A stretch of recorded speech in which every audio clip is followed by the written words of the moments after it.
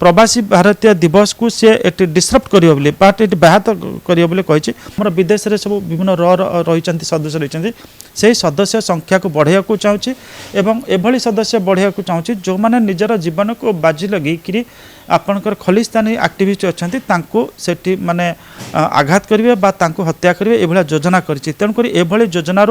विरत रहू बा एभली योजना को पंड कर पन्नू धमक देछि। पुणी थे खलिस्तानी आतंकी पन्नूर धमकपूर्ण मेसेज आगक जेहेतु प्रवासी भारतीय दिवस आसूची से वरिष्ठ सांबादिक अक्षय साहू को धमकपूर्ण मेल देछि एवं भुवनेश्वर को टेम्पल सिटी नुह टेरर सिटी कही एने अधिक आलोचना करिया वरिष्ठ सांबादिक अक्षय साहू अच्छा सर ये जो घटना पूर्व डीजीआईजी सम्मेलन में आपण को धमकपूर्ण मेसेज आसला पुणी थे प्रवासी भारतीय दिवस पूर्व धमकपूर्ण मेसेज आसी सर कौन ए मेसेज देखो एथरक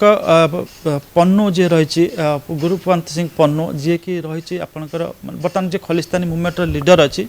से गोटे मेल देछि जो प्रवासी भारतीय दिवस हूँ 8, 9, 10 एठी सी ताकू कहूँ एटा प्रवासी भारतीय दिवस नुहे एटा गोटे हूँ आपणकर जे इंडिया जो रही गुइंदा संस्था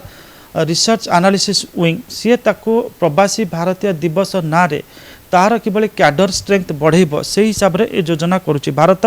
ये माने उत्सव आयोजन करी एजेंट को संख्या आमर विदेश रे सब विभिन्न रही सदस्य रही से सदस्य संख्या को बढ़ाया को चाहूँगी एवं एभली सदस्य बढ़ाया को चाहूँगी जो मैंने निजर जीवन को बाजी लगे आपणकर खलिस्तानी एक्टिविस्ट अच्छा सेठी माने आघात करेंगे हत्या करेंगे ये योजना करी तेणुक एभली योजनार विरत रहू बा एभली योजना को पंड कर पन्नू धमक देछि एवं सीधा सड़क सी आपणकर एस जयशंकर जी रही आमर रही वैदेशिक मंत्री तांको कही जे किभली निरापद विमान बंदर जयंता मजान जीव से नहीं चिंता कर जे तुमको आम आघात करूँ एक कथा सी कही तो मोटामोटी भाव में कहबा जे प्रवासी भारतीय दिवस को सी एटी डिस्टर्ब करियो बोली बाट एटी व्याहत करियो बोली कही एवं गोटे तादरे वीडियो रही पूर्ववत से वीडियो रे से इंग्राजी रे दृढ़ भाव में माने कहूँ जे भारत सरकार किभली खलिस्तानी जो ऑपरेटिव्स माने अछंती एक्टिविस्ट मैंने अच्छा केवल विभिन्न स्थान में आक्रमण करुच्ची हत्या करुच्ची एवं हत्यार जवाब दिज्व सी कही एवं जो निजार कथा कहुचे निजार को हत्या माने निजार गोटे रहस्यजनक परिस्थिति रे कानाडार मृत्युवरण करता से रॉ को दायी करुच्ची तेणुक सी चाहूँगी जे आपणकर पूर्व जमी आईजी डीजीपी सम्मेलन में धमक देता सेमती धमक दौर कुंभमेला से धमक देती कही सेठी व्याहत घटेब तो बड़ बड़ ओकेजन को से टार्गेट कर तार जो मेसेज रही खलिस्तानी मुवमेंट को आगक नापी खलिस्तानी मानक को सी टे उत्साहित करने से बोध हुए ये बड़ा बड़ बड़ ओकेजन को बाछुची सो दैट तार message can be properly transmitted to his followers एटा हो गोटे कथा कहबा खलिस्तानी आतंकी को निपात होता पुणी थर कहीं उग्रवादी खलिस्तानी पुणी थर कहीं देखो अतीत आम देखुचे 80 दशक 90 दशक खलिस्तानी जो मुवमेंट थिला से समय बहु परिमाण में आपणकर से साधारण लोक हत्या करुले विशेष करके पंजाब हरियाणा हत्या करुले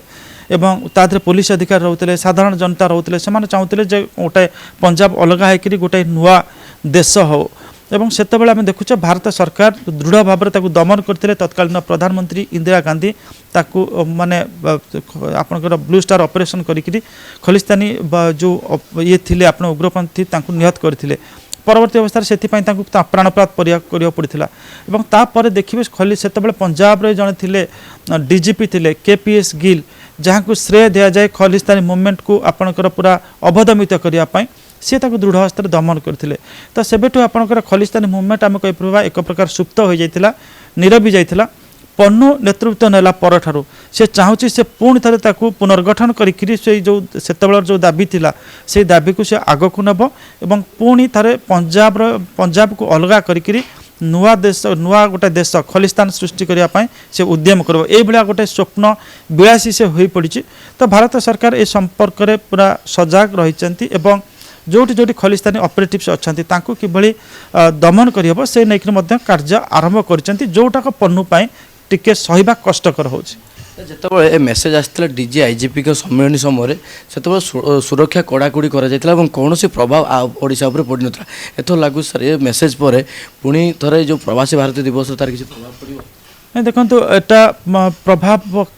सेमती किसी प्रभाव पड़बार ना किंतु सतर्कता तो अवलंबन करने पड़ो जमती उत्तर प्रदेश सरकार 15 धमक पर कुंभ मेलार पूरा व्यापक आयोजन कर माने सुरक्षार आयोजन कर तो ये सुरक्षार आयोजन कड़ाकड़ी गत थरक कर डीजीपी आईजीपी सम्मेलन में एवं जी बर्तमान सुरक्षार बलय बर्तमान कर बलय को आउ टे बहल करने ओडिशा राज्य सरकार निश्चित चेष्टा करेंगे केंद्र सरकार गोटे सहभागिता रहिबो। सर पूर्व ए घटना क्राइम ब्रांच नहीं हाथ को कानाडा मेसेज आसाला स्पष्ट होता सर पुणी थोड़े आज क्या ए बाबद जन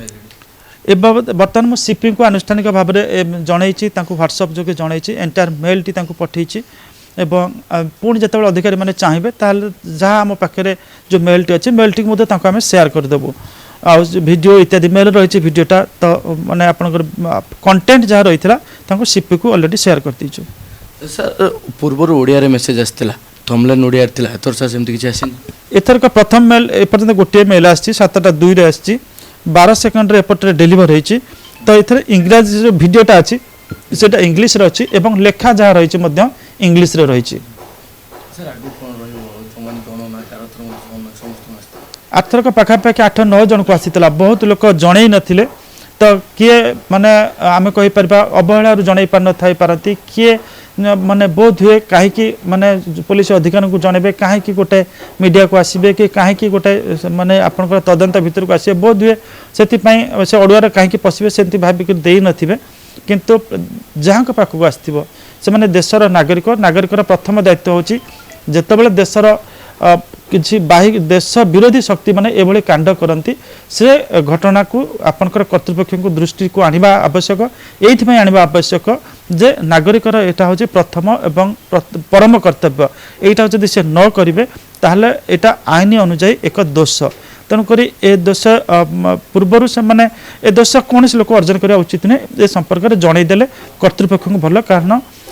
we are living for the people जे माने से आम सोल्जर्स आम इत्यादि आम बंचिक रहीचु तेणुक से आम सुरक्षा रही आम सुरक्षा को जदि बाह्य शक्ति ये आसिक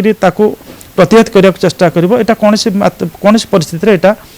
कौन व्यक्ति सहिबा कथा नुहे।